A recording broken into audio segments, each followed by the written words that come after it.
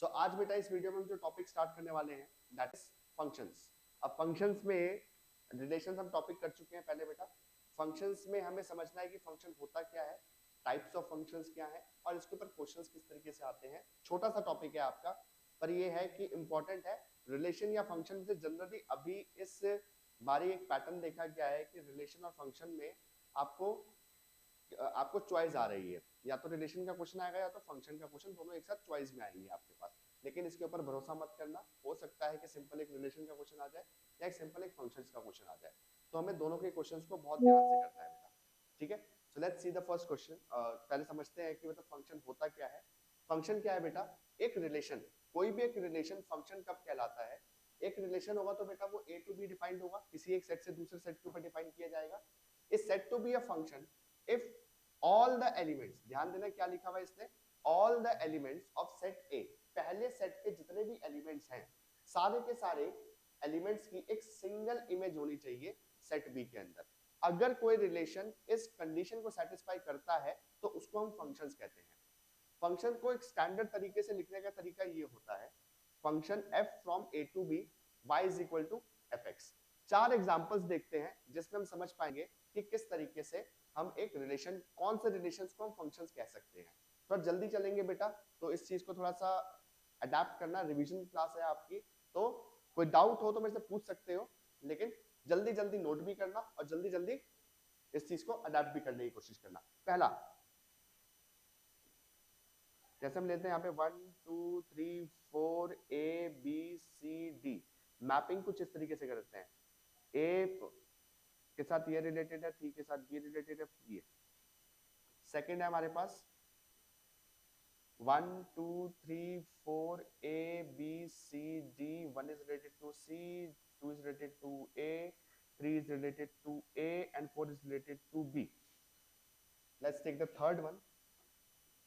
Third है हमारे पास 1 2 3 4 A B C D, 1 is related to B, 2 is related to A and 4 is related to C. And the last one is जो हम example में लेके चल रहे हैं 1 2 3 4 A B C D, 1 is related to B, 2 is related to A, 3 is related to A, 2 is also related to C and 4 is related to D. So ये हमने चार रिलेशंस लिए हैं। अब इन चार रिलेशंस में एक एक करके देखते हैं कौन से रिलेशंस आपके फंक्शंस होंगे, कौन से नहीं होंगे। तो सबसे पहले रिलेशन की बात करते हैं। द फर्स्ट वन, पहले आपने क्या देखना है कि सारे एलिमेंट्स रिलेटेड हैं इस फंक्शन, इस रिलेशन के। एक बात ध्यान देना, कभी भी आपको ऐसे दे रखा है क्वेश्चन, जो पहला सेट होता है इसको हम ए सेट कहते हैं, दूसरा सेट होता है बी सेट आपका, ठीक है। पहले सेट के जितने भी एलिमेंट्स होते हैं, ध्यान देना, इनको प्री इमेजेस कहा जाता है। क्या नाम कहा जाता है इनको? Pre images. दूसरे सेट के एलिमेंट्स को हम कहते हैं इमेजेस। यहाँ के एलिमेंट्स क्या हो गए बेटा? Pre images. दूसरे सेट के एलिमेंट्स क्या हो जाएंगे? इमेजेस, ठीक है। तीसरी चीज जो आपको समझ के चलनी है बेटा, वो यहाँ पर ये है कि पहली बात, रिलेशन फंक्शन कब कहलाएगा? कि जब सारे के सारे एलिमेंट्स सेट ए के, क्या देखो सारे के सारे एलिमेंट कनेक्टेड है कि नहीं? All the elements are connected, ठीक है। तो पहला कंडीशन तो सेटिस्फाई हो रहा है।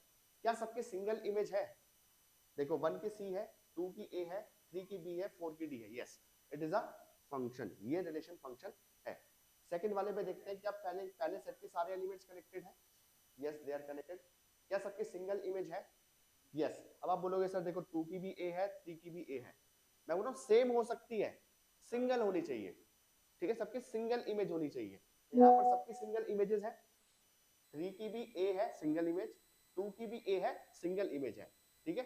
तो इट इज अ फंक्शन, ये भी एक फंक्शन है। थर्ड वाले की बात करते हैं, is it a function? No, because 3 एक ऐसा एलिमेंट है आपके पहले सेट के अंदर जिसकी कोई इमेज नहीं है, तो पहली कंडीशन वायलेट होती है, तो इसीलिए यहीं पे इसको क्रॉस कर देंगे, it is not a function. Similarly last वाले पे देखते हैं बेटा, क्यों नहीं है? क्योंकि जो 2 एलिमेंट है इसकी 2 इमेजेस आ रही हैं आपकी, ठीक है, that is why it is not a function. ये रिलेशंस है सारे के सारे, बट फंक्शंस नहीं है, ठीक है। तो एक बात ध्यान देना, जो हमारा स्टैंडर्ड वे है लिखने का, ये है आपका फंक्शन का, a to b fx, y is equal to fx। ये जो a है ये क्या था? पहला सेट था। अब रिलेशंस में वापस जाते हैं, तो रिलेशंस में हमने याद करो लिखा था कि पहले सेट के अंदर जितने भी एलिमेंट्स कनेक्टेड होते हैं उसके सेट को डोमेन कहते हैं, उसके सेट को डोमेन कहते थे। पहले सेट के अंदर जितने भी एलिमेंट्स कनेक्टेड होते थे रिलेशन में, वो सारे के सारे डोमेन होते थे बेटा, डोमेन में आते थे। अब यहाँ पे तो सारे एलिमेंट्स कनेक्टेड है, तो इसलिए पूरे पहले सेट को मैं क्या कह दूंगा, डोमेन। यहाँ पर पूरा ए सेट क्या कहलाएगा, डोमेन। बात समझ आ रही है? और जो बी सेट है, पहले भी इसको हम कोडोमेन ही कहते थे और अभी भी हम इसको कोडोमेन ही कह के चलेंगे, ठीक है। तो कभी भी आपको इस तरीके से फंक्शन दे दिया तो सबसे पहले आपको फंक्शन का डोमेन और कोडोमेन पहचानना है। जैसे फॉर एग्जांपल एक फंक्शन दे दिया आपको, f is from r to r। r का मतलब क्या होता है बेटा, रियल नंबर्स। और एक फंक्शन लिख दिया आपके सामने, let's say x square. Function क्या है आपका बेटा, x स्क्वायर, ठीक है। तो यहाँ पर इस फंक्शन की डोमेन क्या है, पहला सेट रियल नंबर्स, ठीक है।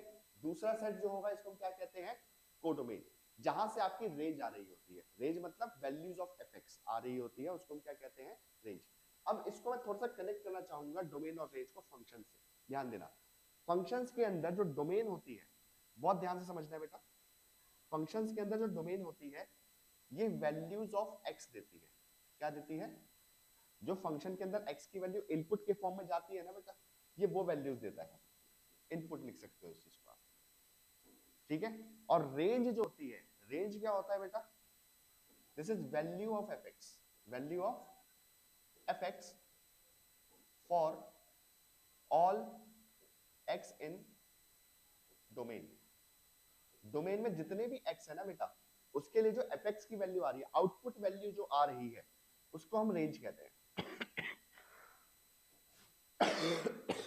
सॉरी, बात समझ आ रही है बेटा, ठीक है। तो रेंज कभी भी बात कर रहे हैं ना, किसी भी फंक्शन की रेंज निकालने के लिए बोल रहा है, तो रेंज निकालने के लिए आपको सीधा सीधा क्या देखना है कि आउटपुट क्या क्या दे सकता है, इसका आउटपुट क्या क्या आ सकता है। तो आपको दो चीजें समझ के चलनी है बेटा। सबसे पहली बात, डोमेन कैसे निकालते हैं किसी भी फंक्शन की, किसी भी फंक्शन की डोमेन कैसे निकाली जाती है, यहाँ पे बात करते हैं सबसे पहले। तो डोमेन निकालने का तरीका क्या होता है, डोमेन निकालने के लिए आपको सिर्फ इतना चेक करना है कि ये फंक्शन नॉट डिफाइंड कहां पे है। क्या चेक करना है, ये function when the function is not defined. आपके दिमाग में सबसे सबसे पहले क्या आना चाहिए, when the function is not defined.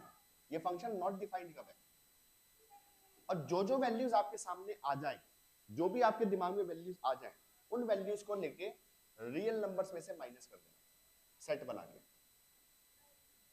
ये वो वैल्यूज है जहां पे फंक्शन नॉट डिफाइंड होगा, तो रियल नंबर्स में से उन वैल्यूज को हटा दोगे तो वो वैल्यूज आ जाएंगी जहां पर फंक्शन आपका डिफाइंड है। वो x की वैल्यूज जहां पर फंक्शन आपका डिफाइंड है, वो आपकी डोमेन की वैल्यूज होती है। ये बात समझ आ गई, ठीक है। रेंज का मतलब क्या होता है, रेंज भी क्या होती है, आउटपुट्स, ठीक है। और रेंज को भी ना इसी मेथड से निकालेंगे, रेंज को भी हम किस मेथड से निकालेंगे, इसी मेथड से निकालेंगे, डोमेन वाले मेथड से। दूसरी बात जो ध्यान देनी है, दो स्पेशल फंक्शंस हैं, दो स्पेशल फंक्शंस है जिसकी डोमेन निकालनी आपको अच्छी तरीके से आनी चाहिए। पहला फंक्शन आपका रैशनल फंक्शन।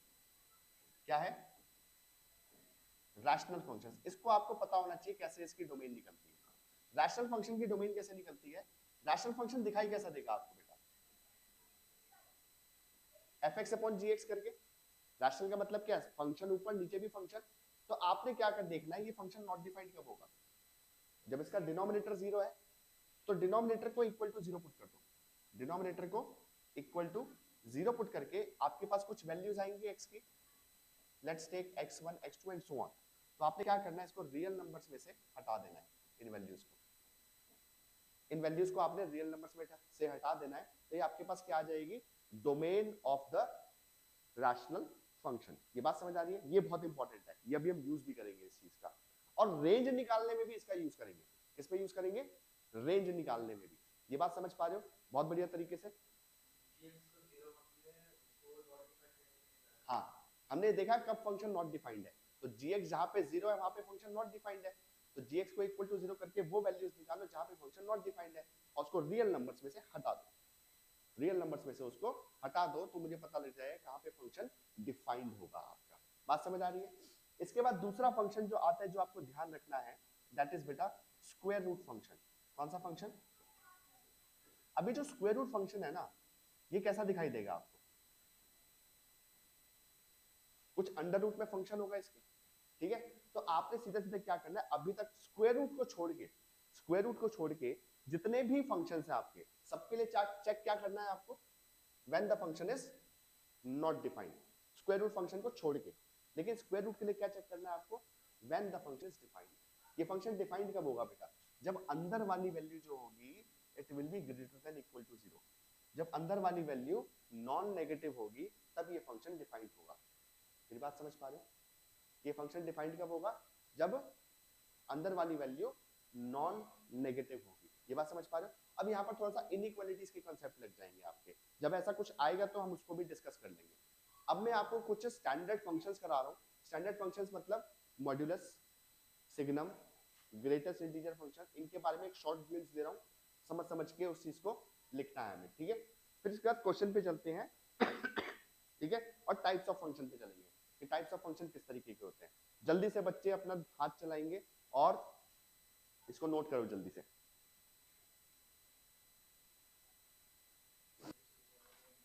अब हम बात करते हैं बेटा सम स्टैंडर्ड फंक्शंस की। सम स्टैंडर्ड फंक्शंस में सम स्टैंडर्ड फंक्शंस में सबसे पहला फंक्शन आता है बेटा मॉड्यूलस फंक्शन। अब हम बेटा बात करते हैं सम स्टैंडर्ड फंक्शंस की। सम स्टैंडर्ड फंक्शंस में सबसे पहला फंक्शन हमारा कौन सा आता है बेटा, मॉड्यूलस फंक्शन। तो मॉड्यूलस फंक्शन का स्टैंडर्ड तरीका ये होता है लिखने का आपका मॉड ऑफ x माइनस ए। तो सबसे पहले आपको मॉड्यूलस को करना क्या होता है, ब्रेक, ठीक है। सीधा सीधा बात समझ के रखो बेटा कि मॉड्यूलस फंक्शन सबसे पहले क्या होता है, ब्रेक होता है। वो अपने कभी भी ओरिजिनल फॉर्म में सॉल्व नहीं होता है, कभी भी वो अपने ओरिजिनल फॉर्म में सॉल्व होता ही नहीं है, चाहे किसी का भी क्वेश्चन हो। तो ब्रेक कैसे होता है, सबसे पहले अंदर जो मॉड की वैल्यू है उसको इक्वल टू 0 पुट कर दो, मतलब x minus a equal to 0। जो भी x की वैल्यू आएगी वहां पर इसकी डोमेन ब्रेक हो जाएगी। क्या ब्रेक हो जाएगी बेटा, डोमेन ब्रेक हो जाएगी उसकी वहां पे। अब जैसे आपने डोमेन ब्रेक करी बेटा, ठीक है, x less than a, x greater than equal to a। अब a से छोटी कोई भी वैल्यू पुट करोगे तो ध्यान दो अंदर वाली वैल्यू नेगेटिव आएगी। अंदर वाली वैल्यू क्या आएगी, नेगेटिव। तो इसको पॉजिटिव बनाने के लिए मॉड क्या करेगा, माइनस से मल्टीप्लाई करके देगा आपको। एक्चुअली में x माइनस a जो है यहाँ पे नेगेटिव है, बट इसको माइनस से मल्टीप्लाई करोगे तो कर दोगे तो पॉजिटिव हो जाएगा। That is why when x is less than a तो मॉड फंक्शन क्या होता है, minus of x minus a। और जब x की value greater than equal to a हो जाती है बेटा, तो कोई भी वैल्यू पुट करोगे a से बड़ी वैल्यू आप, तो ये पॉजिटिव आएगा आपका पॉजिटिव है तो मॉड क्या करेगा, एज इट इज दे देगा। तो इसलिए इसको हम x माइनस a लिख देते हैं। इसका एक पर्टिकुलर केस है मॉड x आपका। मॉड x कैसा, कहां ब्रेक होगा बेटा, अंदर वाली वैल्यू को इक्वल टू 0 पुट करते हैं तो x की क्या वैल्यू आ रही है आपके पास, 0 आ रही है वैल्यू। तो 0 पे आपका फंक्शन ब्रेक हो रहा है, देखो x less than 0, x greater than equal to 0, ठीक है।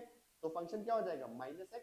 तो सीधा सीधा आपने करना है क्या, मॉड्यूलस के अंदर जो भी वैल्यू है, अगर उस डोमेन में, उस पर्टिकुलर डोमेन के अंदर आपकी जो वैल्यू है अगर नेगेटिव आ रही है, किसी भी एक वैल्यू को पुट करके देख लो आप, तो आपने क्या करना है, उस पूरे फंक्शन को माइनस से मल्टीप्लाई करके लिख देना है। और अगर वैल्यू अंदर पॉजिटिव आ रही है तो एज इट इज लिख देना उस वैल्यू को, बस इतना सा काम है। इसका ग्राफ बनाना आना चाहिए बेटा आपको। ध्यान देना, जब x की वैल्यू 0 से छोटी है तो फंक्शन क्या है आपका, y is equal to minus x. तो y is equal to minus x का ग्राफ कैसे जाता है, इस तरीके से, ठीक है, फॉर x लेस देन 0। और x ग्रेटर देन 0 के लिए y is equal to x function है आपका। ध्यान देना, ये जो आपका पॉइंटनेस है ना, ये पॉइंटनेस कहां पे आती है, हमेशा a पे।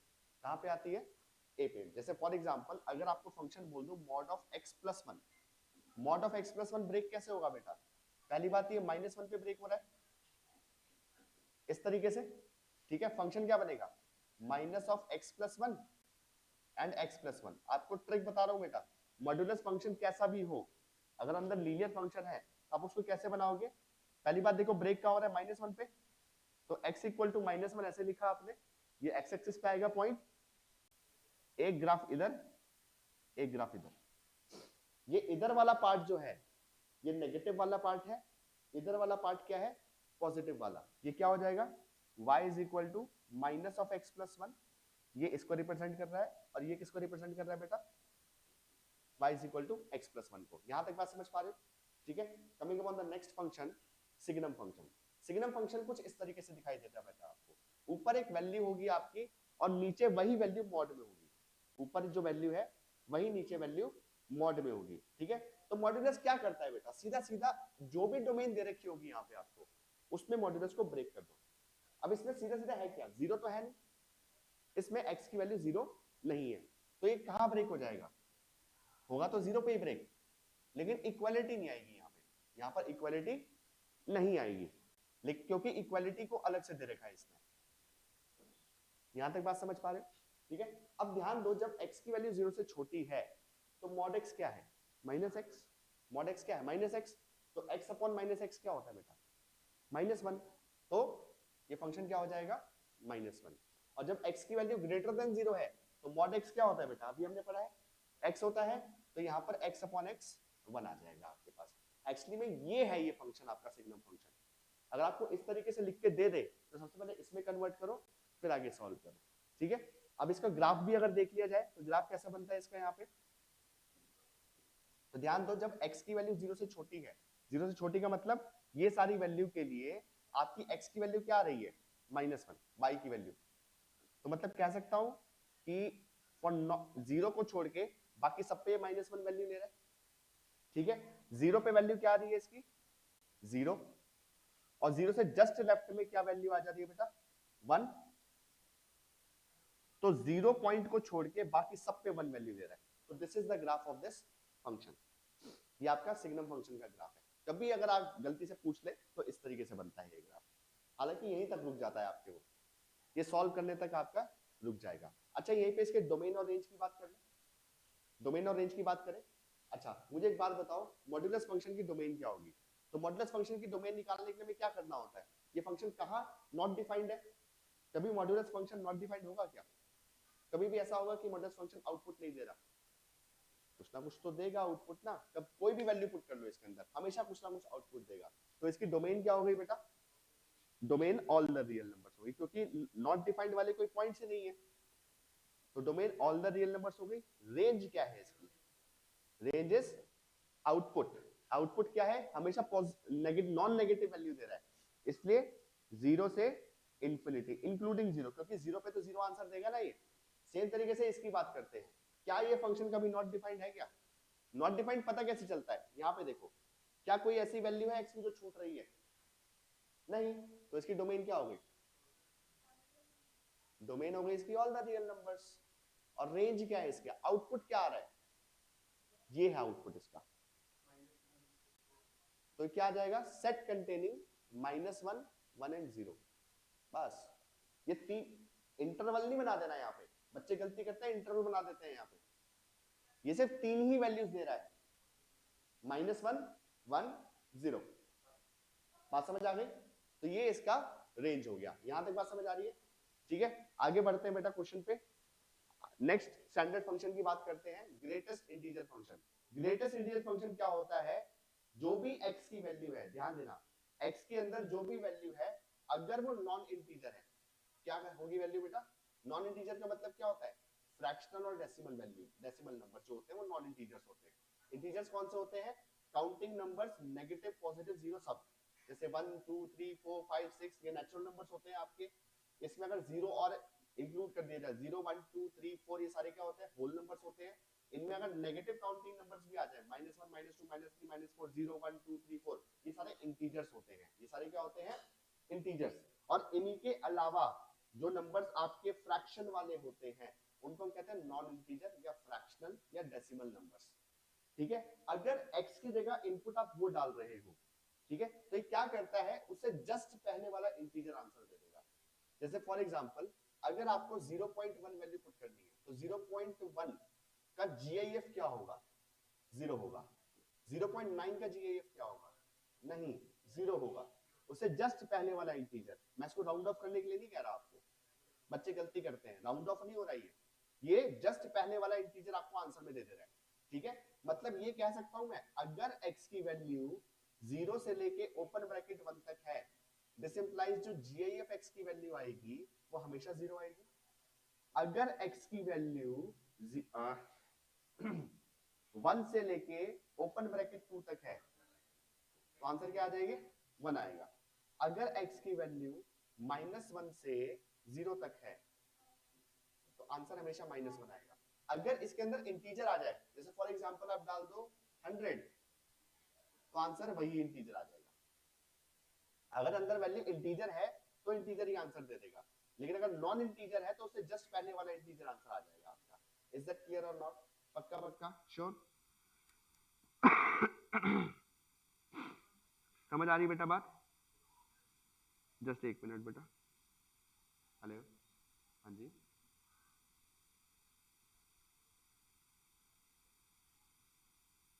कौन सा ऑर्डर सर?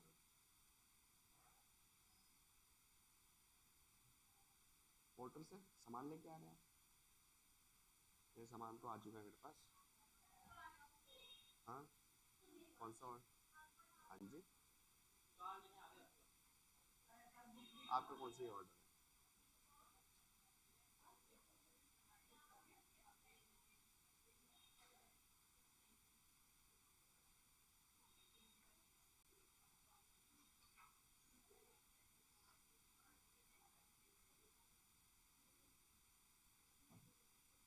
अरे भैया भेज तो दिया है आपने, अभी तो छोड़ के गए हो।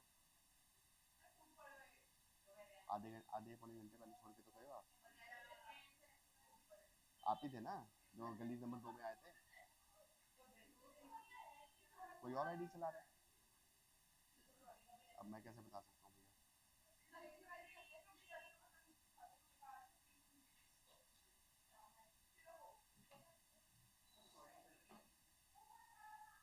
कोई नहीं,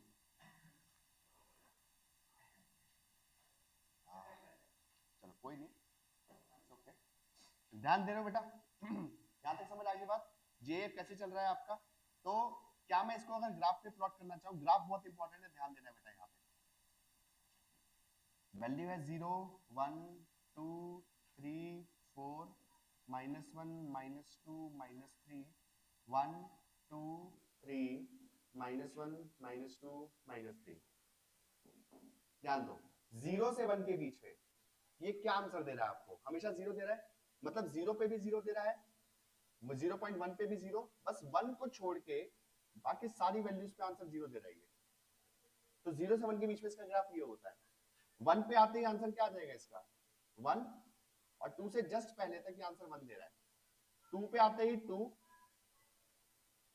ऐसे ही -1 पे -1 दे रहा है आंसर, और 0 से जस्ट पहले तक सब पे -1 वैल्यू देगा ये। इसका ग्राफ स्टेप की तरह बन रहा है, स्टेप्स की तरह, स्टेयर्स की तरह। तो इसलिए हम इसको स्टेप फंक्शंस भी कहते हैं। क्या कहते हैं इसको हम? Step functions. यहां तक बात समझ आ रही है बेटा? अब इसकी डोमेन और रेंज की बात कर लेते हैं एक बार। क्या कभी ये फंक्शन नॉट डिफाइंड होगा? कभी भी इसने आउटपुट कभी ऐसा कहा कि मैं नहीं दूंगा? हमेशा देगा, all the real numbers. Range क्या होगी इसकी बेटा? रेंज पे ध्यान दो, हमेशा आउटपुट क्या दे रहा है ये? इंटीजर्स। इसके नाम में इसकी रेंज छिपी हुई है, z। Integers is the range of this function. ये फंक्शन समझ आ रहा है कि नहीं आ रहा आपको अच्छे तरीके से? अब जल्दी से बढ़ते हैं बेटा अपने टाइप्स ऑफ फंक्शंस की तरफ। टाइप्स ऑफ फंक्शंस बेटा दो तरीके के फंक्शंस है जो आपको ध्यान रखने हैं। टाइप्स ऑफ फंक्शंस, हेडिंग डाल दो सारे बच्चे बेटा, types of functions. Types of function, सबसे पहला जो फंक्शन होता है इसको हम कहते हैं बेटा वन वन फंक्शन। क्या नाम है इसका? वन वन फंक्शन को दूसरा नाम भी दिया जाता है बेटा इंजेक्टिव फंक्शन। क्या नाम है इसका? Injective function. ठीक है, वन वन फंक्शन का मतलब नाम ही बता रहा है, वन वन। आपने एक फंक्शन लिया कोई भी, मान लो real number to real number, और फंक्शन है fx is equal to x square. One one का मतलब क्या होता है? ध्यान दो, डोमेन की जितनी भी वैल्यूज हैं सबकी एक सिंगल, और सिंगल इमेज तो होनी चाहिए, यूनिक इमेज भी होनी चाहिए। मतलब अगर कोई वैल्यू यहाँ पर किसी की इमेज है ऑलरेडी, वो दोबारा किसी की नहीं हो सकती। मतलब यहाँ से आपके ऐसे दो एरोज नहीं जा सकते, दो अलग अलग वैल्यूज सेम आंसर नहीं दे सकते आपको। दो अलग अलग वैल्यू सेम आंसर नहीं दे सकते यहाँ पे आपके। ये बात समझ पा रहे हो अच्छे तरीके से? दो अलग अलग वैल्यूज आपके सेम आंसर्स नहीं दे सकते। क्लियर है बात? ठीक है, तो क्या ये फंक्शन वन वन है? ये आपके सामने फंक्शन है। तो वन वन के लिए आपको क्या चेक करना, ध्यान दो बेटा। सबसे पहले आपने देखना होता है फंक्शन क्या है मेरा। फंक्शन क्या है, करता क्या है ये? नंबर्स का स्क्वायर करता है। अब पहुंच जाओ 1 1 के लिए, 1 1 इंजेक्टिव के लिए बता रहा हूं, इसकी डोमेन के पास, किसके पास, क्या इसकी डोमेन में कोई ऐसी वैल्यूज है जिनका स्क्वायर सेम होता है? -2 और 2, -1 एंड 1, इतनी सारी वैल्यूज हैं।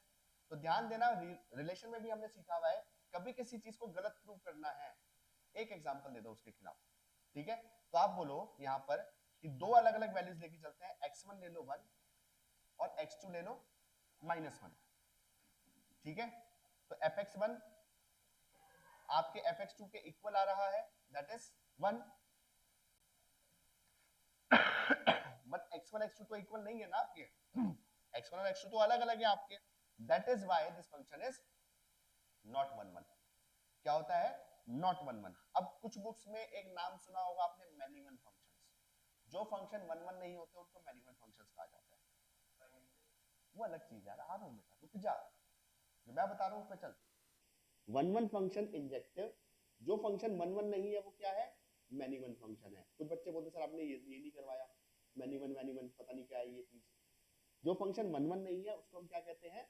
Many one function. मतलब ये एक मैनी वन फंक्शन है, मतलब नाम ही बता रहे ना, मैनी वन, ठीक है?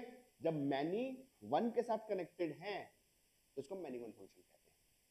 बात समझ पा रहे हो? नाम में छिपा हुआ है इसका सब कुछ। तो 1 1 फंक्शन समझ आया। अब 1 1 फंक्शन अगर आपको जनरल प्रूफ देना है, अगर आपको किसी चीज को सही प्रूफ करना है कि ये 1 1 है, तो आपने क्या करना है? आपने पहले लिखना है let fx1 is equal to fx2। क्या लिखना है? Let fx1 is equal to fx2, और इससे ये चीज प्रूव कर देनी है कि x1 आपका x2 के इक्वल है, x1 is equal to x2 आपका है। अगर ये चीज प्रूव कर देते हो बेटा, तो आपका फंक्शन क्या हो जाएगा? 1 1 फंक्शन। यहां तक बात समझ पा रहे हो बेटा सब अच्छे से?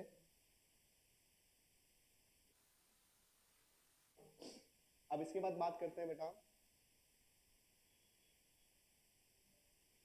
दूसरे फंक्शन। अच्छा, जितने भी हमने फंक्शन देखे अभी पुराने, इस पे दोबारा वापस आते हैं। पहले फंक्शन पे आता हूं। क्या ये फंक्शन 1 1 है मॉड्यूलस? मैं real number to real number बात कर रहा हूं। किस पे बात कर रहा हूं मैं? This function is defined from real number to real number.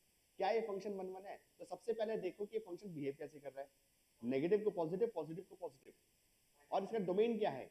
Real numbers. क्या कोई दो अलग अलग रियल नंबर सेम आंसर दे सकते हैं क्या? यस, -1 एंड 1, -2 एंड 2, दोनों का मॉड सेम आता है। तो दिस फंक्शन इज नॉट 1 1। ये फंक्शन 1 1 नहीं है, ठीक है? अच्छा, इसकी बात करते हैं सिग्नम की। क्या ये 1 1 फंक्शन है? आप देखो आउटपुट्स कैसे आ रहे हैं इसके। जितनी भी नेगेटिव वैल्यूज हैं, जितनी भी x की नेगेटिव वैल्यूज हैं, उसके लिए आंसर क्या दे रही है? साफ साफ बोल रहा है मैं 1 1 नहीं हूं, मैं नहीं 1 हूं। मैं कैसे? x की वैल्यू -1 ले लो, -2 ले लो, दोनों के आंसर क्या है? -1। दोनों के आंसर -1 है ना? So this is not 1 1, this is many one function, ठीक है? तो जितने भी अभी हमने स्टैंडर्ड फंक्शन देखे हैं, ये सारे many one फंक्शन होते हैं। तीसरे को भी देख लेते हैं, ठीक है? तीसरे पे भी आ जाते हैं, ये 1 1 फंक्शन नहीं होते हैं। बात करते हैं इसकी। देखो ना बेटा, 0 से 1 के बीच में जितनी भी वैल्यूज हैं, सबके लिए आंसर क्या दे रही है? 0 दे रहा है। मतलब आपने क्या भी लिखना है? x की वैल्यू 0.1, x2 की वैल्यू 0.2, दोनों के लिए आंसर क्या है? 0। तो ये मैनी वन फंक्शन है, 1 1 फंक्शन नहीं है। बात समझ आ रही है बेटा? तो जितने भी हमने स्टैंडर्ड 3 फंक्शंस देखे थे, ये तीनों मैनी वन फंक्शंस होते हैं, 1 1 नहीं होते। यहां तक बात समझ आ रही है? अच्छा देखो, ये डिपेंड किसके ऊपर करता है? इसकी डोमेन के ऊपर, ठीक है? मैं एक जनरल स्टेटमेंट नहीं दे रहा आपको, मैं real number to real number बात कर रहा हूं। मैं अभी इस फंक्शन को 1 1 भी बना सकता हूं। कैसे? बस इस r की जगह ना n डाल दो, ये कर दो। अब डोमेन क्या बन गई मेरी? Natural numbers. क्या किसी दो नेचुरल नंबर्स का स्क्वायर कभी सेम हो सकता है? 1 2 3 4 5 6 7 8 9 10। बच्चों वाले सवाल मत पूछो, ठीक है? नहीं हो क्या? 1 1 तो है ना, ये फंक्शन 1 1 बन गया। तो फंक्शन का 1 1 होना ना होना उस फंक्शन के ऊपर डिपेंड नहीं करता, उसकी डोमेन के ऊपर डिपेंड करता है। किसके ऊपर डिपेंड करता है? कि इसकी डोमेन क्या है, ठीक है? अगर कुछ नहीं दे रहेगा तो आप real number to real number लेके चल रहे हो उसको। आप क्या लेके चल रहे हो? Real number to real number, ठीक है? समझ आ गई बेटा बात? अब हम ऑन टू की बात करते हैं। सेकंड टाइप है, सेकंड टाइप्स ऑफ फंक्शन जो हमें समझ के चलना है, that is onto function.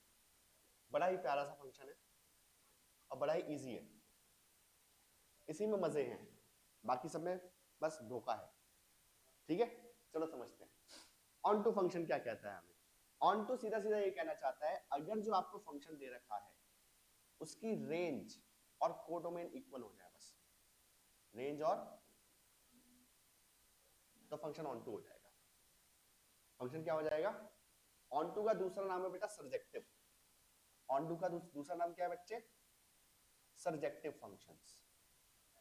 ठीक है अब ऑन टू को थोड़ा और डीप में समझते हैं क्या ना क्या चाह रहा है।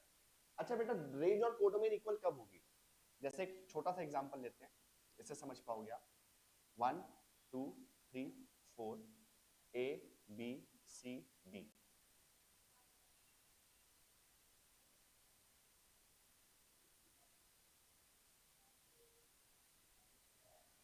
क्या ये फंक्शन ऑन टू होगा? सोच के देखो, इसकी रेंज क्या आ रही है? BCD। इसकी रेंज क्या आ रही है? BCD। BCD रेंज है और इसकी कोडोमेन क्या है? ABCD। This function is not onto. ठीक है, तो यहाँ पर एक एलिमेंट रह गया ना, जो आपके रेंज में, जो किसी की इमेज नहीं है, जो किसी की इमेज नहीं है, that is why this function is not onto. मैं एक और फंक्शन ऐड करता हूँ यहाँ पे 5, और इसको मैं कनेक्ट कर देता हूँ A से। अब ये फंक्शन क्या बन गया? ऑन टू फंक्शन बन गया। तो आपने देखना क्या है? पहली बात, जब आपको ऑन टू देखना है ना, तो ऑन टू के लिए आपको कोडोमेन देखनी है। 1 के लिए क्या देखनी होती थी? डोमेन। ऑन टू के लिए किसको देखना होता है? कोडोमेन। कि कोडोमेन के जितने भी एलिमेंट्स हैं, सबकी कोई ना कोई इमेज होनी चाहिए, सबकी कोई ना कोई प्री इमेज होनी चाहिए, इमेज नहीं सॉरी, प्री इमेजेस होनी चाहिए आपकी। ठीक है, ये खाली नहीं बैठना चाहिए कोई एलिमेंट यहाँ पे। अगर आपका कोई भी एलिमेंट यहाँ पे खाली बैठ गया, इसका मतलब क्या है? Range is not equal to codomain. बात तो सेम ही है ना। अगर कोई एलिमेंट रह गया है यहाँ पे, इसका मतलब रेंज और कोडोमेन इक्वल नहीं है, और रेंज और कोडोमेन इक्वल नहीं है तो वो ऑन टू नहीं होगा। ऑन टू नहीं होता तो इनटू होता है फंक्शन। ऑन टू का उल्टा क्या होता है? इनटू। तो ये 4 वर्ड्स कहीं आपको हर बार सुनने को मिलेंगे। देखो, 1 और ऑन टू, इन दोनों का अपने से कोई लेना देना नहीं है। हो सकता है फंक्शन 1 हो, ऑन टू ना हो, 1 ना हो, ऑन टू हो जाए। जैसे ये देख लो, ये फंक्शन 1 नहीं है। क्यों नहीं है? क्योंकि 1 और 2 की सेम इमेज है। बट ऑन टू बन गया कि नहीं बन गया? कोई रिलेशन है क्या इनके बीच में? 1 ऑन टू का कोई अपने आप में लेना देना नहीं है, नाम बस मिलते जुलते दिखाई दे रहे हैं आपको। 1 का उल्टा क्या होता है? Many one. ऑन टू का उल्टा क्या होता है? इनटू। बात समझ आ गई? 1 को हम कहते हैं इंजेक्टिव, ऑन टू को कहते हैं हम सरजेक्टिव। और एक फंक्शन जो इंजेक्टिव भी हो, सरजेक्टिव भी हो, उसको हम बाइजेक्टिव फंक्शन कहते हैं। उसको हम क्या कहते हैं? Bijective function. I hope it is clear. बढ़िया से। ठीक है, जो फंक्शन 1 भी है, ऑन टू भी है, उसको हम बाइजेक्टिव फंक्शन कहते हैं। बस इतना सा काम है। अब इस फंक्शन की बात करते हैं, क्या ये फंक्शन ऑन टू है? ऑन टू के लिए क्या देखना है? अगर मैं उसकी रेंज देख देख के ही निकाल सकता हूं, अगर सिर्फ देख के अगर इस फंक्शन की रेंज बता सकता हूं मैं तो काम हो जाएगा बेटा। सॉरी बेटा, थोड़ी सी गले में दिक्कत है। इसकी रेंज क्या होगी बेटा? 0 से इंफिनिटी, 0 भी तो आ सकता है। ये इसकी रेंज है। कोडोमेन क्या है इसकी? All the real numbers. ये फंक्शन ऑन टू नहीं है। और ऐसे भी देखो ना कि आपके कोडोमेन के अंदर जो नेगेटिव नंबर्स है, वो क्या किसी के स्क्वायर्स होंगे? वो तो वेले बैठे हैं यहाँ पे, वो तो वेले बैठे होंगे ना, वो तो किसी की वो तो उसकी कोई प्री इमेज नहीं होगी, मतलब वो किसी के इमेजेस नहीं होंगे। बात सेम है ना, range is not equal to codomain, और यहाँ के वेले एलिमेंट्स अगर बच गए तो इसका मतलब वो ऑन टू नहीं है। मेरी बात समझ पा रहे हो बेटा? बढ़िया से। जलज क्लियर है पूरा? एकदम बिल्कुल क्रिस्टल क्लियर रखना है इस टॉपिक को बेटा। ठीक है, अब हम देखते हैं क्वेश्चंस। इसके क्वेश्चंस किस तरीके से पूछता है, फुल फ्लेज क्वेश्चंस। ठीक है, इसके बुक में प्रीवियस ईयर में कैसे कैसे क्वेश्चंस आए हुए हैं उसकी बात करते हैं। और हम एक फंक्शन की रेंज निकालना भी दूसरे तरीके से सीखेंगे। मैंने आपको बताया था डोमेन से भी रेंज निकल सकती है। हमने सिर्फ डोमेन निकालना सीखा है ना, उसी डोमेन के तरीके से मैं रेंज निकालना सिखाऊंगा आपको। ठीक है, एक तो रेंज होगी देख के बताना, ठीक है, एनालाइजेशन पावर, जो एनालाइज करने का तरीका है, एनालाइजेशन से हमने बता दी रेंज इसकी, देखते ही बता दिया अरे ये तो पॉजिटिव वैल्यूज ही देगा या नॉन नेगेटिव वैल्यूज ही देगा मुझे, ठीक है। और एक होती है जिस फंक्शन की मैं देख के नहीं बता पाता रेंज, तो उसकी रेंज कैसे निकाली जाती है ये भी देखेंगे हम क्वेश्चन के अंदर। लेट्स सी द क्वेश्चन क्या है हमारा। So let's start the question बेटा। आपके स्क्रीन के ऊपर क्वेश्चन दिखाई दे रहा है आपको। क्वेश्चन क्या कह रहा है कि हमारे पास एक फंक्शन लिया है हमने, that is defined from A to B, that is defined from A to B, जहां पर ए आपको क्या दे रखा है r-2 और b दे रखा है r-1। अब ये देखते ही पहचान रहे हो क्या चीज है, कहने का चाह रहा है कि डोमेन जो है आपकी वो क्या है, रियल नंबर माइनस उसके अंदर 2 नहीं है, उसके अंदर क्या नहीं है बेटा, 2 नहीं है आपके डोमेन में। क्वेश्चन को एक बार थोड़ा मैं ठीक से लिख लेता हूँ बेटा, यहाँ पे कुछ दिक्कत लग रही है मुझे, एक मिनट रुकना बेटा, एक मिनट रुकना, एक मिनट रुकना बेटा।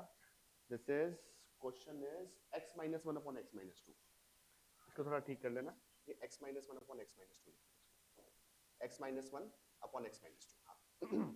इसकी डोमेन क्या दे रखी है इसने, r-2, मतलब रियल नंबर सारे हैं बस 2 नहीं है इसमें, और r-1 देख के ये मत सोचना कि भाई क्या दे रखा है ये समझ नहीं आ रहा, ठीक है। तो मैंने आपको बताया था जो एक अच्छा बच्चा करता है, सबसे पहले क्वेश्चन का जो चीज चाहिए आपको, क्वेश्चन का आंसर शीट में लिखो, लिखना है उसको, ऐसा नहीं है रल से पहले 1 फंक्शन ऐसे नहीं करना है, आराम से। फंक्शन को कैसे लिखोगे, फंक्शन इज फ्रॉम ए की जगह पे वैल्यू पुट करो, टू बी की जगह पे वैल्यू पुट करो, कुछ ऐसे ही कहना चाह रहा है, ठीक है। और फंक्शन क्या है आपका, fx is equal to x-1/x-2, function क्या है, x-1/x-2, ये आपका फंक्शन है, ठीक है बेटा। अब हम क्या करेंगे इसके अंदर, अब चेक करते हैं 1-1 इसके बारे में कि फंक्शन 1-1 है कि नहीं। 1-1 चेक करने के लिए क्या करेंगे, 1-1 का मतलब क्या होता है बेटा, इंजेक्टिव। 1-1 चेक करने के लिए हमें क्या करना है, let fx1 is equal to fx2। अब ध्यान दो इस पे मैं क्यों आया इसमें, क्योंकि इस फंक्शन की मैं डोमेन डायरेक्टली नहीं बता सकता। चेक करो ये फंक्शन क्या बता सकते हो क्या इसकी, मतलब यहाँ पे कैसे ये क्या चेक करना होता है हमें कि क्या किसी दो अलग अलग वैल्यूज के लिए सेम आंसर दे सकता है कि नहीं दे सकता, क्या बता पाओगे ऐसे, नहीं बता पाएंगे। तो मैं क्या करूंगा, सीधा सीधा late fx1 is equal to fx2, ठीक है। तो fx1 क्या होगा बेटा, x1-1 upon x1-2 is equal to x2-1 upon x2-2। यहां तक क्लियर है बात, क्रॉस मल्टीप्लाई कर दो इसको, तो क्या आएगा x1-1 into x2-2 is equal to x2-1 into में x1-2, मल्टीप्लाई करो इसको बेटा, क्या आएगा x1x2 minus 2x1 minus x2 plus 2, x1x2 minus 2x2 minus x1 plus 2। अब देखो कुछ कैंसिल आउट हो रहा है क्या बेटा इसके अंदर, x1x2 से x1x2, 2 से 2 कैंसिल आउट, क्या वैल्यू बच जाएगी बेटा हमारे पास, ये माइनस 2x1, ये प्लस x1 हो जाएगा तो माइनस x1 आ जाएगा, सेम तरीके से उस साइड लेके जाएंगे तो माइनस x2, तो x1 किसकी आ गया इक्वल है बेटा, तो x1 is equal to x2 आ गया, यही कंडीशन थी हमारी, ठीक है। देयरफॉर fx इज 1-1, फंक्शन क्या हो गया आपका 1-1। अब इंजेक्टिविटी हो गई हमारी, तो सब्जेक्टिविटी पे आते हैं, ऑन टू पे। ऑन टू कैसे चेक किया जाता है किसी फंक्शन का, सब्जेक्टिव। अब यहाँ पर आप रेंज तो नहीं बता पाओगे बेटा फंक्शन की, फंक्शन क्या है मेरे पास, ये इतना बड़ा रेंज बता दो इसकी क्या होगी, तो इसको रेंज निकाल, इसकी रेंज सॉरी, इसकी रेंज निकालने का तरीका आपको मैं बता रहा हूँ। आपने क्या करना है, पहले फंक्शन को y के इक्वल रखना है, फंक्शन को किसके इक्वल रखना है बेटा, y के इक्वल, रख दिया y के इक्वल। अब आपने क्या करना है, इस फंक्शन, ये y is equal to fx की तरह फंक्शन है, इस फंक्शन को इस तरीके से चेंज करना है कि सिर्फ x यहाँ पे रह जाए और यहाँ पे फंक्शन ऑफ y बन जाए, फंक्शन ऑफ क्या बन जाए, y बन जाए। अब कैसे चेंज करेंगे, ध्यान दो, cross multiply, yx minus 2y is equal to x minus 1, clear है बात। अब क्या करो, x की जितनी वैल्यूज है एक साइड ले आओ, एक तो yx है और दूसरा ये माइनस x हो जाएगा, और सिर्फ जिसमें y है और कांस्टेंट है उसको एक साइड ले जाओ।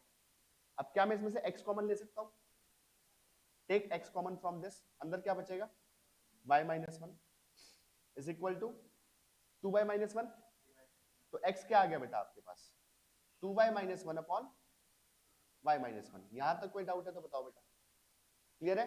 मैंने y is equal to f x वाले फंक्शन को x equal to g y में कन्वर्ट कर दिया, ठीक है। अब इस फंक्शन को नाम दे दो बेटा वन, जो ओरिजिनल था, और जो मैंने नया बनाया फंक्शन इसका बहरूपिया, उसको सेकंड नाम दे दो। इस फंक्शन की डोमेन बताओ क्या आएगी? देखो यहाँ पे डोमेन कौन देगा, y की वैल्यूज। क्या मैं कह सकता हूँ यही y की वैल्यूज यहाँ पे रेंज की तरह काम कर रही है? देखो ना बेटा, यहाँ पर इनपुट y है, आउटपुट x है, तो डोमेन y की वैल्यूज होंगी, आउटपुट x की वैल्यूज होंगी। वही फंक्शन यहाँ पर ध्यान दो, x यहाँ पर इनपुट है, y आउटपुट है। तो मुझे क्या चाहिए, मुझे मतलब तो y से है ना बेटा, तो जो इसका इनपुट होगा वही इसका आउटपुट होगा, ठीक है। तो डोमेन ऑफ टू क्या आ जाएगी बेटा, डोमेन ऑफ टू क्या आ गई आपके पास, all the real numbers minus set containing one, ठीक है, which is equal to range of one. क्या मैं कह सकता हूँ ये रेंज ऑफ वन के इक्वल आ गई?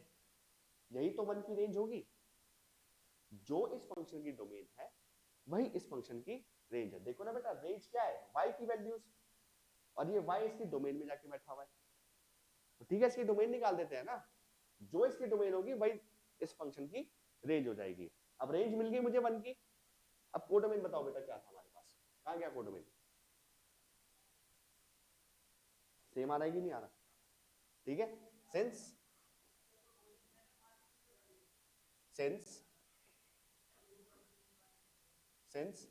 range of 1 is equal to codomain, therefore fx is onto function। ये fx onto function है, यहां तक बात समझ आ गई बेटा?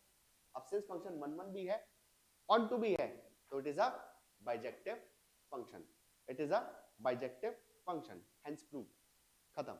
अब देखो इसी के ऊपर बेस्ड और क्वेश्चंस हैं, ध्यान दो। Question number 28, question number 28, 29 Arihant की बुक का बता रहा हूं बेटा आप लोगों को मैं। 28, 29 नहीं है, 29 नहीं है बेटा, 30 है, 31, 31 के बाद आ जाओ बेटा 39, 40। सारे के सारे क्वेश्चन ऐसे दिखाई दे रहे हैं कि क्वेश्चन फंक्शन इसी तरीके का है। पहले आपने क्या करना, late fx1 is equal to fx2 लिया, equal x1 is equal to x2 आ जाएगा आपका, ठीक है। इसके बाद ऑन टू के लिए क्या करना है, y के इक्वल लिया, उधर लेके फंक्शन को, ठीक है, x इक्वल टू जीवा में कन्वर्ट कर दिया। जो x की वैल्यूज है उनको एक साइड ले जाओ, बाकी सबको दूसरी साइड ले आओ, x कॉमन ले लो, आ जाएगा आपके पास ये फंक्शन। इस फंक्शन की जो डोमेन होगी वही इस फंक्शन की रेंज होगी। ये कब है, ध्यान दो, ऊपर भी लीनियर है नीचे भी लीनियर फंक्शन है, ऊपर भी लीनियर है नीचे भी लीनियर है, कांस्टेंट भी चलेगा, कांस्टेंट भी चलेगा इसके अंदर, ठीक है। तो this is how we solve this full fledge question of bijectivity. यहां तक बात समझ पा रहे हो कि कैसे बाइजेक्टिव प्रूव करना है हमें? अब देखते हैं दो और स्पेशल क्वेश्चन किस तरीके से हमें करने हैं, और ये क्वेश्चन जो आपको मैं करवा रहा हूं ना अब इसके बाद, वो पेपर में बहुत बार देखे गए हैं, ठीक है। देखते हैं question. Now let us see this question, important question mark कर लेना, ये वाला और इसके नेक्स्ट वाला भी बेटा, ठीक है। इसको करना उसी तरीके से है, बट थोड़ा सा ध्यान देना करते वक्त इस क्वेश्चन को। क्वेश्चन क्या कह रहा है मुझे यहाँ पे, show that the function given by this f is a function from r to r defined by this is neither one one nor on two। अच्छा कभी कभार ये नहीं भी देगा, ये चीज कभी कभार नहीं भी देगा, सीधा बोलेगा check whether this function is one one और ऑन टू और नॉट, यही बोलेगा बस सीधा आपको। क्लियर है बात बेटा? ठीक है, तो आपने कैसे चेक करना है इस चीज को, सबसे पहले फंक्शन को लिखना है, थोड़ा स्टूडेंट वाली तमीज दिखानी है हमें। Real number to real number, fx is equal to x upon x square plus one, ये फंक्शन है हमारे पास। पहले वन वन चेक करेंगे, वन वन कैसे चेक किया जाता है बेटा, लेट, पहले लिख लेते हैं वन वन या इंजेक्टिव जो भी आप लिखना चाहते हो यहाँ पे, let fx1 is equal to fx2, let fx1 is equal to fx2। अगर fx1 fx2 के इक्वल है बेटा आपका, तो यहाँ पर क्या कह सकते हो आप, x1 upon x1 square plus 1 is equal to x2 upon x2 square plus 1, cross multiply करो, x1 x2 square plus x1 is equal to x2 x1 square plus x2 आ जाएगा। अब आपने पूरी वैल्यू को उठा के इधर लेके आना, ठीक है। तो क्या आएगा आपके पास, x1 x2 स्क्वायर, जो दो टर्म्स है उनको एक साथ लिख देता हूं मैं, plus x1 minus x2 equal to 0। एक बार इन दोनों टर्म्स को कंसीडर करो और इन दोनों टर्म्स को कंसीडर करो। तो यहां पर देख,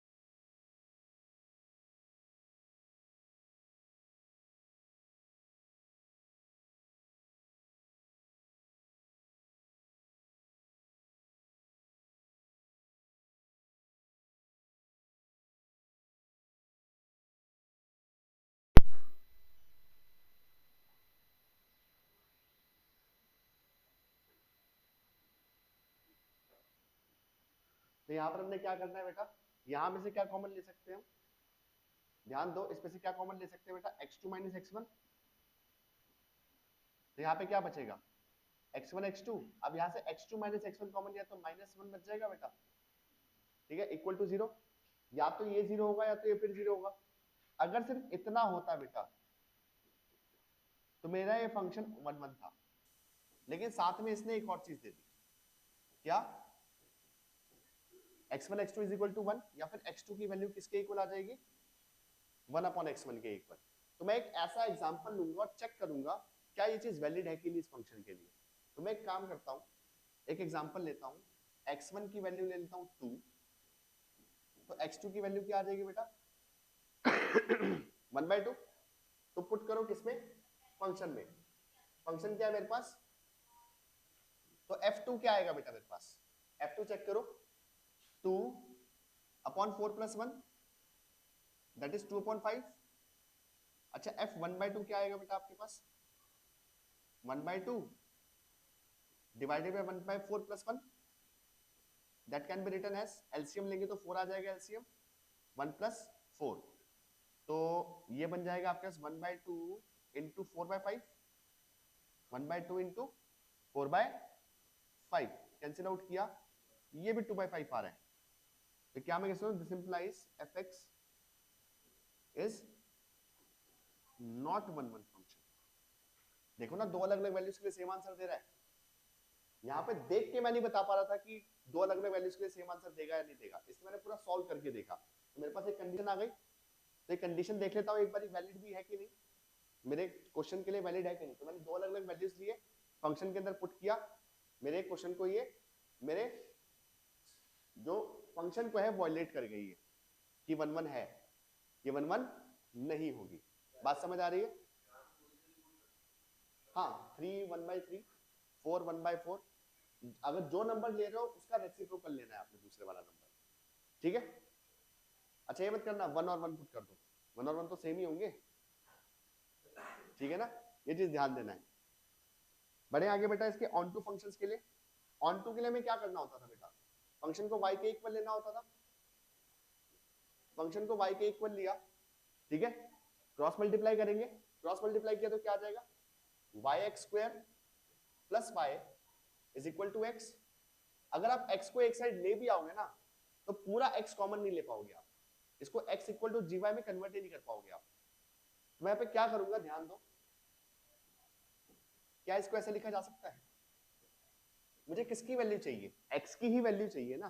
तो क्वाड्रेटिक पॉलिनोमियल, क्वाड्रेटिक इक्वेशन बन गया आपका ये। आपने छोटी क्लासेस में सीखा हुआ है बेटा discriminant formula, ax square plus c equal to 0 अगर है तो आपकी x की वैल्यू क्या आएगी, minus b plus minus square root of d. D की जगह वैल्यू पुट कर दे रहा हूं बेटा मैं आपकी, डी की जगह क्या आएगा, B square minus 4ac upon 2a। इसका यूज करके x की वैल्यू निकाल सकता हूं यहां से।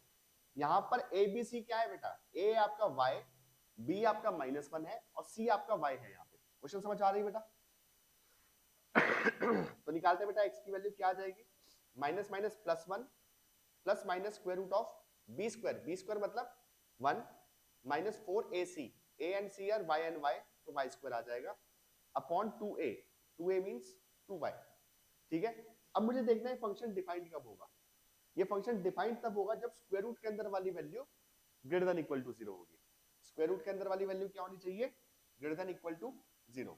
तो 1 माइनस 4y स्क्वायर को ग्रेटर देन इक्वल टू 0 कर दो बेटा।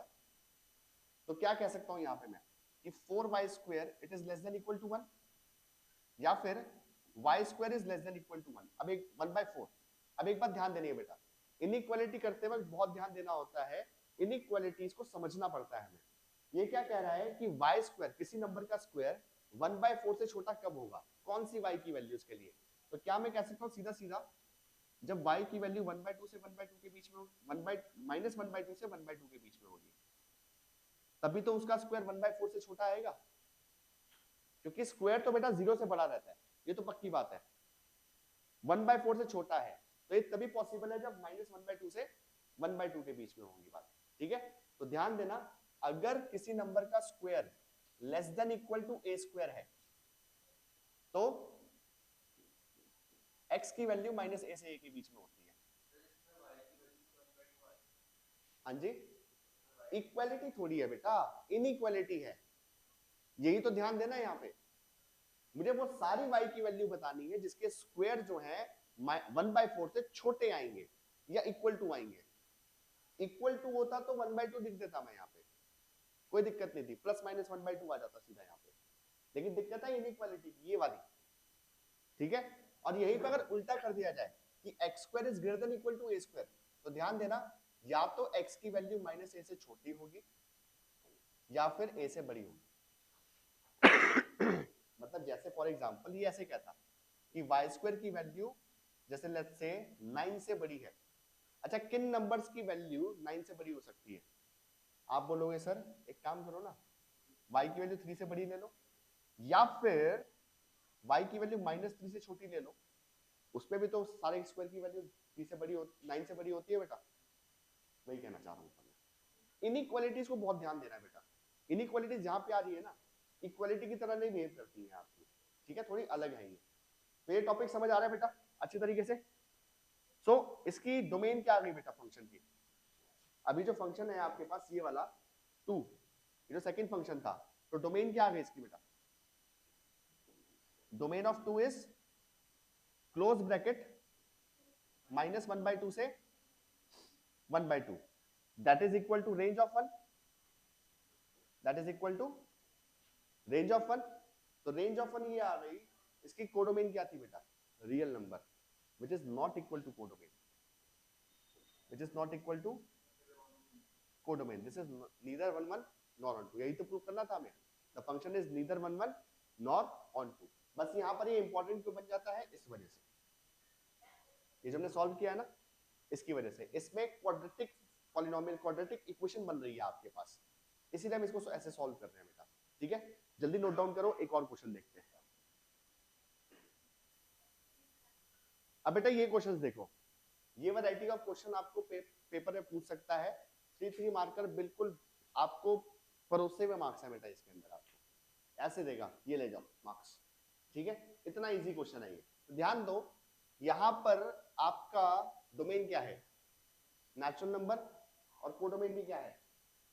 नेचुरल नंबर है। ठीक है, जब भी natural number two natural number जा रही है, यही दो वैरायटीज है इस क्वेश्चन की आपकी, जो आपके सामने लिखी हुई है। तो मुझे क्या करना है, मुझे बताना है कि ये फंक्शन 1 1 और ऑन 2 है या नहीं है।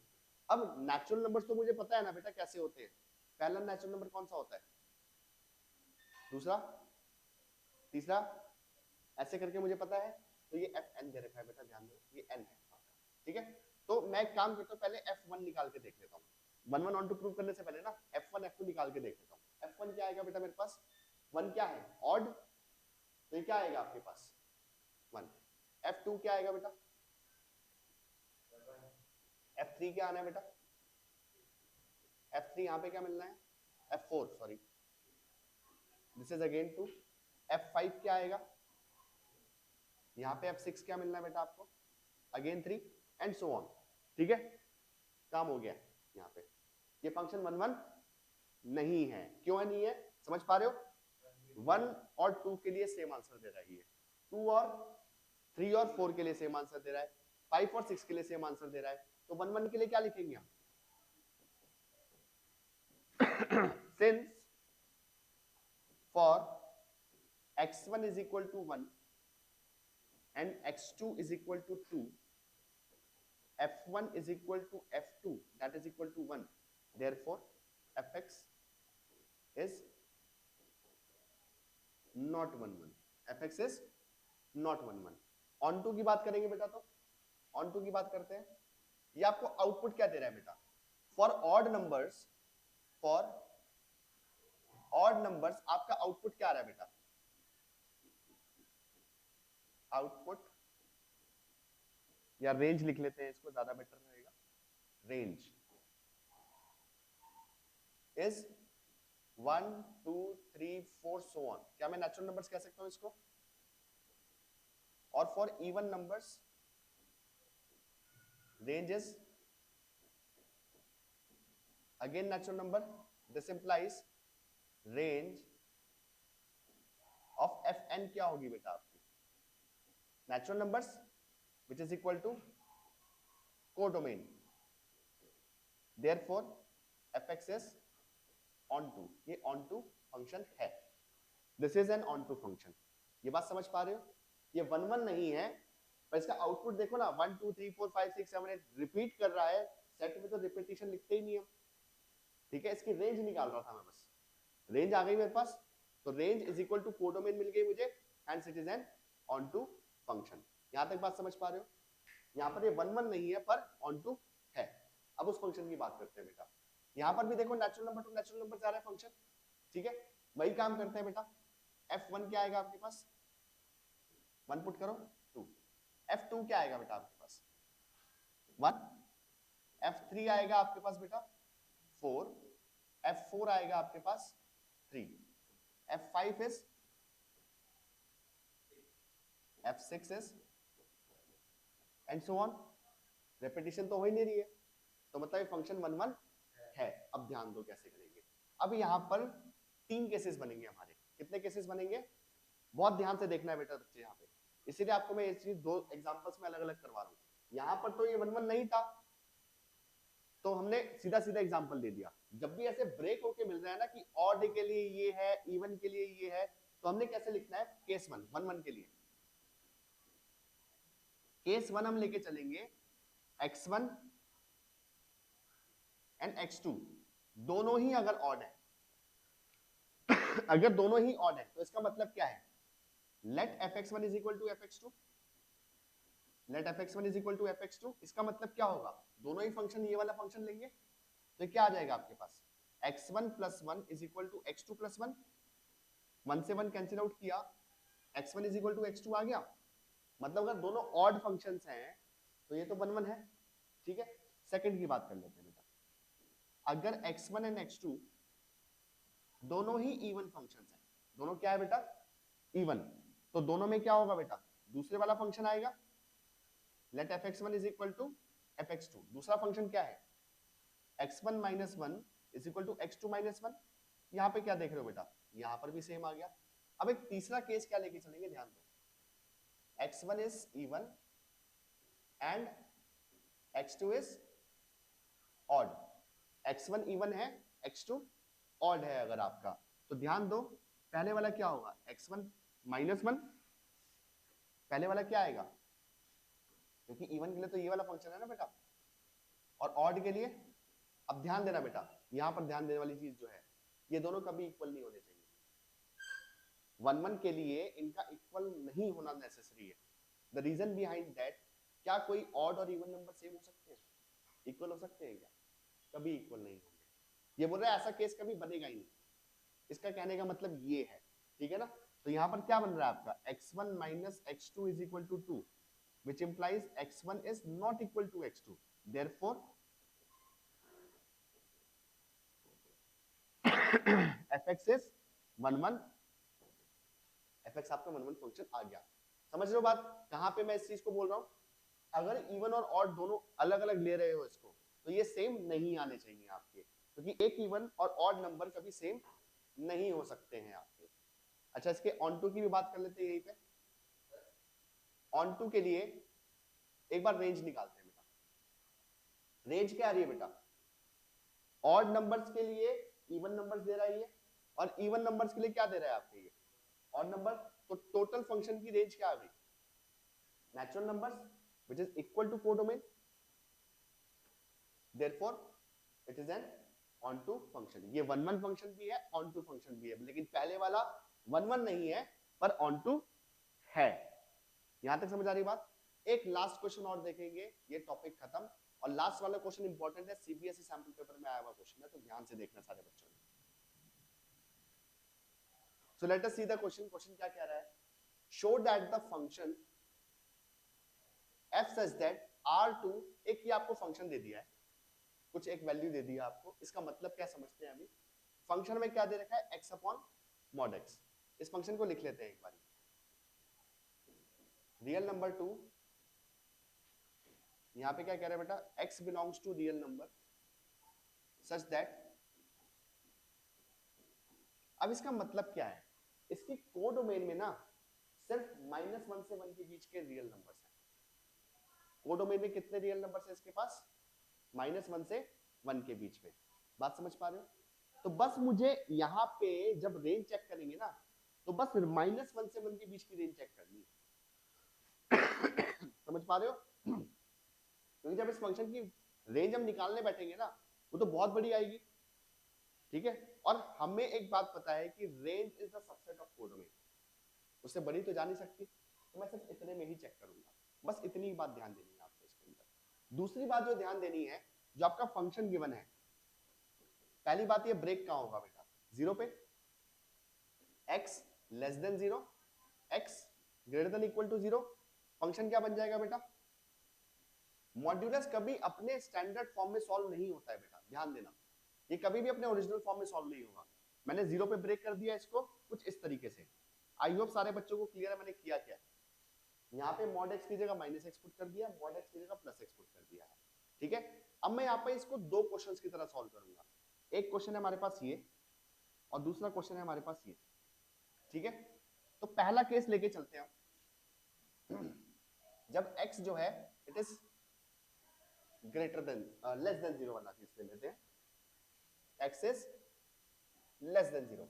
अगर आपका x लेस देन 0 है, तो एक बात बताओ, 1 1 चेक करने के लिए क्या करेंगे हम? 1 1 चेक करते हैं बेटा। let fx1 is equal to fx2, let fx1 is equal to fx2। तो फंक्शन तो दोनों के लिए बेटा सेम रहेगा, फंक्शन तो यही रहेगा। तो क्या आ जाएगा आपके पास? ये x1 upon 1 minus x1 is equal to x2 upon 1 minus x2। बस क्रॉस मल्टीप्लाई करके काट पीट के x1 is equal to x2 आ जाएगा आपका। कैसे? x1 minus x1 x2 is equal to x2 minus x1 x2, cancel out, x1 is equal to, so the function is 1 1। मैं केस 2 भी साथ साथ सॉल्व कर रहा हूं बेटा यहाँ पे, तो ध्यान देना आप लोगों ने। चलो केस 2 बाद में सॉल्व कर लेंगे, पहले इसके ऑन टू देख लेते हैं, ऑन टू है कि नहीं है फंक्शन। ऑन टू के लिए क्या करेंगे? सबसे पहले बेटा इसको y के इक्वल ले ले। y के इक्वल ले लिया, क्रॉस मल्टीप्लाई करो, y minus y x is equal to x, x की टर्म को एक साइड ले जाओ, तो इसको ऐसे लिख लेते हैं बेटा, x कॉमन ले लिया,